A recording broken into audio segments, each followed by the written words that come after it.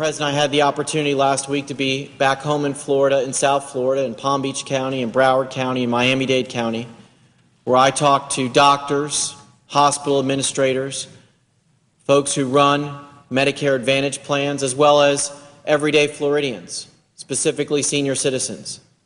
And the responses that I heard were near unanimous, and that is grave concern about the bill that's being debated on this floor, and a general confusion as to why the Congress is pursuing on the path that it is. Every American understands this.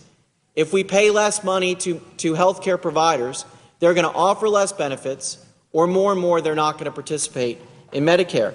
The Medicare Payment Advisory Commission found in June of last year that 29% of Medicare beneficiaries who were looking for a primary care doctor had a problem finding one to treat them. This is of grave concern to the 3 million Floridians who are on Medicare.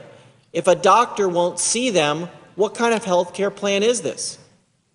These seniors, our greatest generation, have paid into this program their whole life.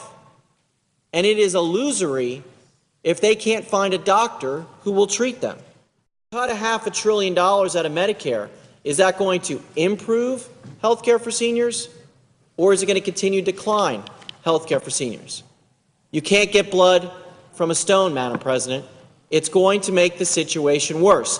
And for anyone to come to this floor and say that it won't is incredulous. This will put half of the home health care agency folks out of business. At a time when we have 11.2% unemployment in Florida, this health care bill is going to cost people their jobs, and it's going to decline the quality of health care.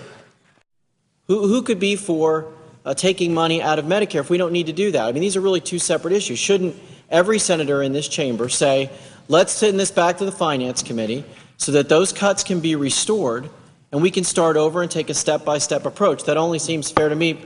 Perhaps my colleague from Oklahoma could comment on that. The unfunded liability on Medicare is $79 trillion. For us to take $500 billion, no matter what the Enron accounting says afterwards, the fact is we're going to reduce that. We're going to make that worse.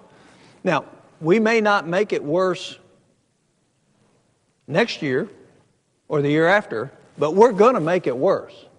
And it's going to be worse for seniors, but it's also, like the senator from Tennessee said, it's going to be extremely worse for the seniors' kids and grandkids.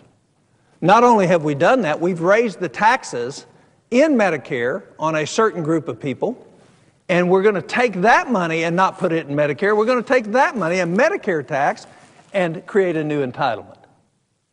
So you're absolutely right. If you vote against the McCain Amendment, you're saying you want to cut $500 billion out of Medicare and that it'll have no effect whatsoever on the care. I would remind the senator from Florida, you have 1 million people on Medicare Advantage in the state of Florida.